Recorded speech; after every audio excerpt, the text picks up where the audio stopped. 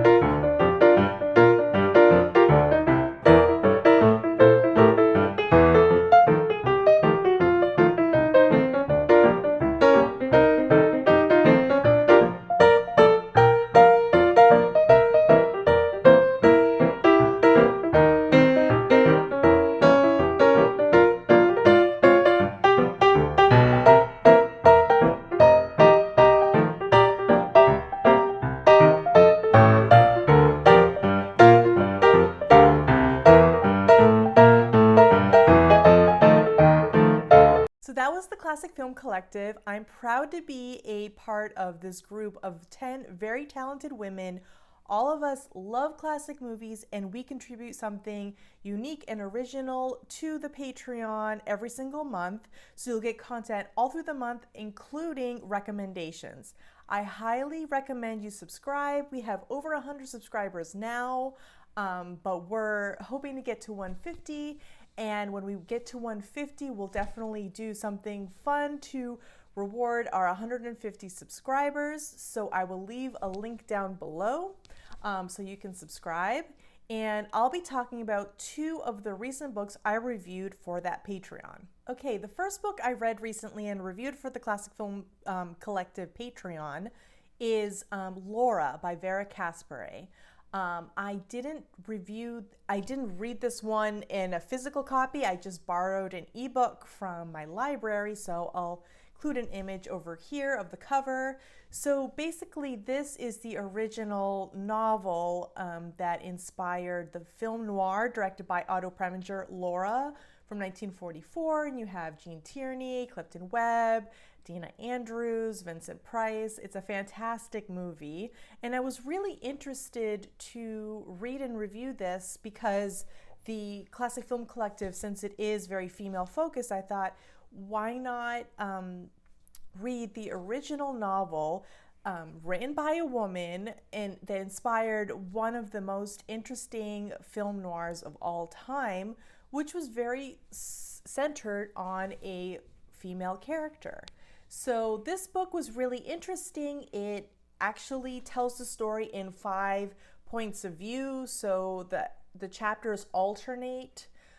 So that was very interesting. You get Laura's perspective in a couple of chapters, which I thought that was really interesting. And also Vera Caspary herself was a working woman. She had worked in advertising much like Laura does, but Laura in the movie is an illustrator, but in the novel she's a writer, much like Vera Caspary was in real life. And also Vera Caspary had already been working in the film industry at that point, so she was very knowledgeable about movies. And she wanted to do something, when she was writing this book, she wanted to write something that had nothing to do with the war, because World War II at the time was still kind of raging on. So she did this sort of like anti-pulp detective, like instead of like a regular detective story, she did it kind of differently, which is why Laura stands out as such a unique film noir. There's a little bit of difference with the characters, which I thought was interesting. Vincent Price's character is much more schmarmy and grotesque. He's a little more goofy and lovable in the movie. And then Waldo Lydecker, played by Clifton Webb. Clifton Webb looks nothing like the character does in the book. In fact, they were going to put Laird Krieger, who had more of the body type that the character of Waldo Lydecker had in the novel. but Otto Preminger said, that's going to give away a big plot point. So they went with Clifton Webb, who hadn't made a movie in a very long time. So this was kind of like his comeback. He was more of a theatrical actor. So highly recommend the novel. It is available in different forms, but if you check your local library and you don't mind reading an ebook, you could probably find it on Overdrive. And the next book I reviewed for the Classic Film Collective was this one right here, Olivia de Havilland, Lady Triumphant by Victoria Amador. This is published by University Press of Kentucky, which is like one of my top favorite publishers. They have such a fantastic collection of classic film biographies, many of which I have and have reviewed, and they just keep coming out with good stuff. So this is the paperback edition. The hardcover came out a little while ago. The paperback has been updated to acknowledge Olivia de Havilland's passing in 2020. And this was actually a really interesting biography. We have a memoir written by Olivia de Havilland, but that was published in the 50s, so you're missing like a huge chunk of her life, and that was more about her life in France more than it was a traditional like autobiography. So this covers her entire life, but it's the closest we'll get to a memoir, unless there actually is a memoir kind of sitting among Olivia de Havilland's papers and it's going to be published one day. There are hints in the book about that possibly being in existence. But what's interesting about this book is the author had a decades-long correspondence with Olivia de Havilland. She started writing to her in the 60s and kept writing and writing to her. They had this wonderful correspondence, and then they eventually met several times. And the introduction is like one of the best I've ever read. It goes into that whole buildup of them corresponding and then finally meeting. And there's a lot of quotes in the book that come from their correspondence. So it's kind of the closest we'll get to Olivia de Havilland like speaking to us within like this book. So I thought that was really interesting. And I quite enjoyed this. It can get a little repetitious, but I thought this was just an excellent biography. It was really, I like the personal angle, which is not something that everyone does like, but I think it worked really well for this book. And if you just love Olivia de Havilland, I highly recommend it. I would recommend watching some of her movies if you're not as familiar. Let's say you've only watched maybe like Gone with the Wind and maybe a couple other ones like Hush Hush Sweet Charlotte, but you haven't seen many others. There's a lot of spoilers in here. So just make sure that you've seen some of her movies or are okay with them being spoiled. Or you could like read it and stop and then watch the movie, then come back to it if you'd like. But yeah, there are a lot of spoilers, so that is one thing. So I highly do recommend checking this out, especially if you're a fan of Olivia de Havilland and you want to learn more about what it was like to correspond with like one of the reigning queens of Hollywood from the golden age. I mean, I think that in itself is fantastic. The next two books I have are from TCM and Running Press. And the first one is The Essential Directors, The Art and Impact of Cinema's Most Influential Filmmakers. This is by Sloane DeForest, and it has forewords by Jacqueline Stewart of TCM and director Peter Bogdanovich, who is also profiled in the book. And this is a collection of, I even forget how many there are in here. It's not just 50. There's a lot of directors basically spotlighted from the very beginning of film history to present day. It focuses on directors who worked in Hollywood. However, there's lots of different little sections in between that discuss like directors that maybe are not spotlighted with their own section, and also some international directors too, which I think is really great. So basically let me just show you one section. Let's see, who are we going to start? Okay, let's do Leo McCarey. So here's what a section looks like. You have a little introduction here, and what Sloane DeForest does really well in each section is she has a line or two that really encapsulates the director's entire career, what it was about them that made them special. And as soon as I started noticing those lines, I was looking for them in every single section, which is really great. So each author gets about 5 pages. You have some photographs, and then you have a quote from another filmmaker about that person who's being spotlighted. And you have information, behind the scenes photos, and lots of things about how they became a director, some of the highlights of their career, and it's some, some trivia nuggets, some things that I didn't know, and then there are other things that I did know that were a nice refresher. So so in between each of those sections, you have those little inserts that gives you a little more information. Let me show you another, like a more contemporary director. This one on Francis Ford Coppola. So I think this is really great if you want to learn more about Hollywood directors, if you want like a guide to film history. I think this kind of encapsulates a lot. The author did have to include some controversial figures, so you'll get like a Roman Polanski and a D.W. Griffith and stuff like that. But I think I think the author does a great job discussing, and acknowledging some of the controversies too. And also, she does include women in directors of color where she can. There's this great section on Ida Lupino, which I think is fantastic. And also Ida Lupino's kind of in the front here.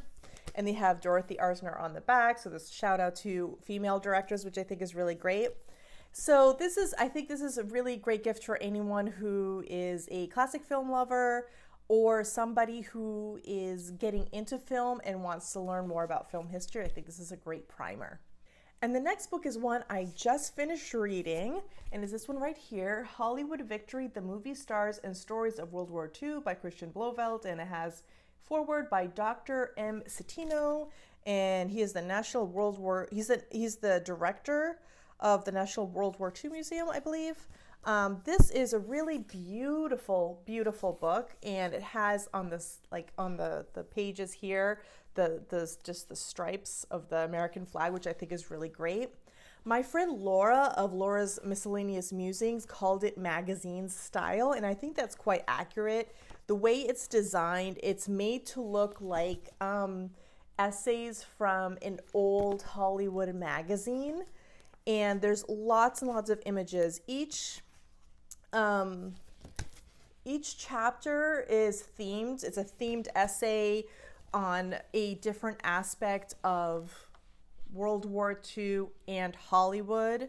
And there are so many stories in here. There's information about, like, there's a whole section on Confessions of a Nazi Spy, which is basically the first American film to deal with the at the time very controversial subject of Nazis. And it discusses, Americans not being for the war, and then Pearl Harbor, and then Americans being more active, and how Hollywood played a role in basically almost like propagandizing the war, and celebrities sold war bonds. I mean, even like here you have Carmen Miranda, who was key to Hollywood participating in the good neighbor policy. There's all sorts of stories. It goes through a lot of how different actors and different directors participated, whether they were making movies at home, whether they were filming documentaries about the war overseas, whether, some actresses were pinups who, encouraged the boys, while they were overseas. And even like how there's a lot about how Disney played a role too in World War II. It's really, really interesting. I particularly love this era. I think it's just really fascinating. It's an era that honestly would never happen again. And a lot of movies came out before, during, and after, but this one really focuses during the war years. And I think it's excellent too that there's a lot of discussion about people of color. There's sections about like different minority groups. Like there's a section just on Black excellence. There's one about how they reached out to South American stars and Latino stars, how Japanese Americans were portrayed and treated, and the book is not afraid to go into some kind of heavy subject matter, but does so in a very palatable way. So there's lots and lots to learn, both good and bad, about what happened. And it's the focus on diversity, which I think is really, really fantastic. And it was quite enjoyable. It took me a little while to read because there was quite a bit of information. However, if you really, really love this era, I think this book is for you for sure. Okay, my to be read list is huge, so I won't share everything, but I'll share 4 books that I am reading, very soon, starting this month. The first one is this right here, Dervish Dust, The Life and Words of James Coburn by Robyn L. Coburn, who is James Coburn's daughter-in-law.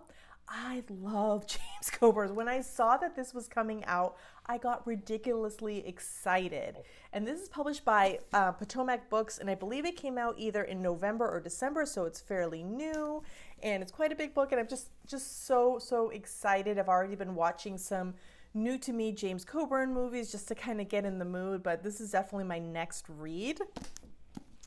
And the next one, another actor who I adore, Charles Boyer, The French Lover. This is written by John Baxter, and this is published by the University Press of Kentucky, which I mentioned earlier.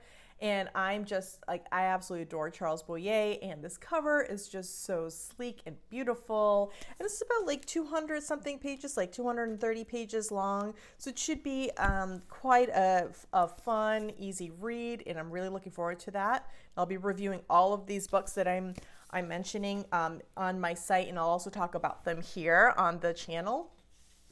The next one comes out later this month, and it's Cameraman. Buster Keaton, The Dawn of Cinema and the Invention of the 20th Century by Dana Stevens. This, I believe the on sale date is the 25th of January, and this is coming out by from Simon & Schuster. This isn't the finished copy. This is a galley, but I'm really, really excited because I love Buster Keaton and would really like to learn more about him. And I believe this is one of 2 new biographies, so I'm really excited to read this one. And then the last one is from the University Press of Mississippi, another really fantastic publisher, The Savvy Sphinx, How Garbo Conquered Hollywood by Robert Dance. And this is like an unusual format. It's a little bigger, and I thought it was interesting how the text is kind of set more into the book, but it also is really just so comfortable to hold too, rather than maybe like a smaller, more compact book. But this one, and the pages are like matte gloss, and they're really nice.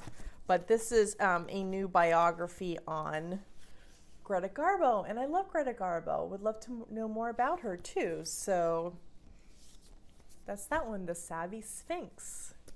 Well, I hope you liked my 4 little short reviews and what's coming up next for my reading. Are there any books from what I've talked about that you're interested in? I would love to know. Leave a comment down below. And make sure you subscribe to the Classic Film Collective. I have lots of book reviews coming that are exclusive to that Patreon. And join because there's so many wonderful things. There's art, there's poetry, there's original opinion pieces, there's all sorts of really wonderful things, and I'm very, very proud to be part of this wonderful collective. So make sure you subscribe. I'll leave a link down below, and thank you for watching. See you next time.